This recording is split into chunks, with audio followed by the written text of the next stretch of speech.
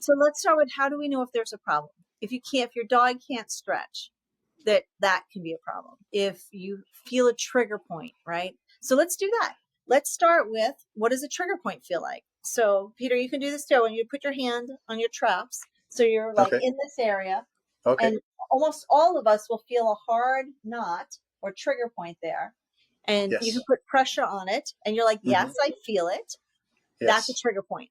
So if you feel that in your dog or cat or lion or whatever you have at home in their muscle, that's a trigger point. And it can be painful to the touch. And in humans, we can tell they can have referred pain. So you can actually feel pain somewhere else when you put pressure on it. There's lots of different ways to release it. And honestly, that's just practice and having a whole bunch of tools in your toolbox to know which one to use. But for right now, you ready? You want to fix it? For sure. All right. So take a big breath in. And then as you exhale, I want you to put pressure into it, but not enough to hurt, but enough to feel it. Maintain your pressure there. Let's do it again. Ready? Inhale. And then put more pressure as you exhale.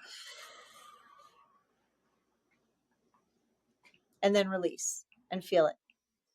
It melts virtually. Yes. And, this is the beautiful part, that the body responds so readily and so fast. It doesn't need to be strong, right? It's only like you kind of hold it on the edge of that maybe mild discomfort and wait until it dissolves.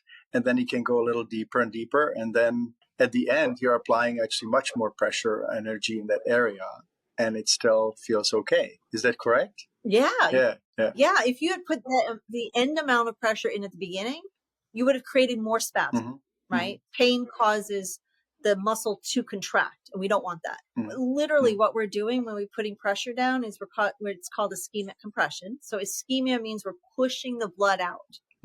And then when the blood comes back, it stimulates mechanoreceptors, Golgi tendon organs. You don't need to know the name of that. But it stimulates those, and they go, wow, there's a problem. Boom. And they cause relaxation. So it's like a reflex to cause that relaxation. But if you use the end amount of pressure in the beginning, it would have been painful and you wouldn't have had it work.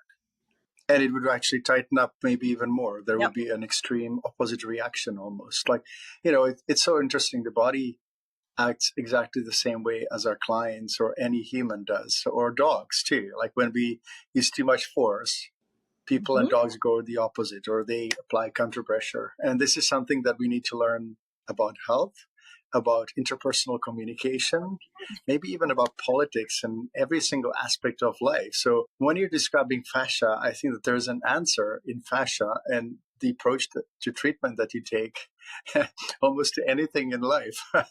Don't take too much force and just be gentle and gradual, and everything is possible. Yeah.